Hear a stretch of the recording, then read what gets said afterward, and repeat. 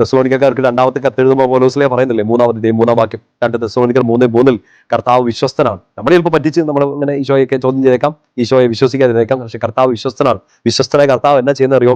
അവൻ നിന്നെ ശക്തിപ്പെടുത്തുകയും നിന്നെ സഹായിക്കുകയും ചെയ്യുമെന്ന് പൗലോസ്ലീഹ പറയാണ്. അതുകൊണ്ട് മറ്റൊന്നിലേക്ക് ആശ്രയത്തിന് പോകണ്ട, മറ്റൊരു സഹായത്തിന് ഓടാൻ പോകണ്ട. ശക്തനായ സഹായിക്കുന്ന ഈ ഒരു ആഹ്വാനം നിനക്ക് തരുന്ന എന്റെ ജനത്തിന്റെ മുമ്പിൽ നിന്ന്, എന്റെ കുഞ്ഞിന്റെ മുമ്പിൽ നിന്ന് പ്രതിസന്ധികളെ മാറ്റിയെടുക്കുവിനെന്ന് ആഹ്വാനം മുഴക്കുന്ന കർത്താവിന്റെ സ്വരം മാത്രം കേട്ടാൽ മതി. മറ്റൊരു സ്വരത്തിലേക്കും നമ്മൾ പോകണ്ട. യോഹന്നാൻ 10:10 നമ്മളിങ്ങനെ വായിക്കുന്നില്ലേ, കള്ളൻ വരുന്നത് മോഷ്ടിക്കാനും കൊല്ലാനും നശിപ്പിക്കാനുമാണ്. അങ്ങനെ കുറേയൊക്കെ നമുക്ക് നഷ്ടപ്പെട്ടു. നമുക്ക് ഈശോയ്ക്ക് കൈ കൊടുക്കാം. ഈശോയ്ക്ക് കൈ കൊടുത്താൽ അവൻ വന്നിരിക്കുന്നത് ജീവൻ ഉണ്ടാകാനും അത് സമൃദ്ധമായി ഉണ്ടാകാനോ, ഈശോയുടെ അനുഗ്രഹത്തിൽ കർത്താവിനെ മാത്രം മുറുകെ പിടിച്ച് കർത്താവിനെ മാത്രം ആശ്രയിച്ച് ജീവിക്കുക.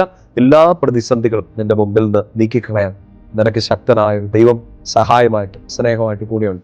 ആ ഈശോയുടെ നാമത്തിൽ ഞാൻ നിങ്ങളെ അനുഗ്രഹിക്കും. പിതാവിന്റെയും പുത്രന്റെയും പരിശുദ്ധാത്മാവിന്റെയും നാമത്തിൽ ആമേൻ.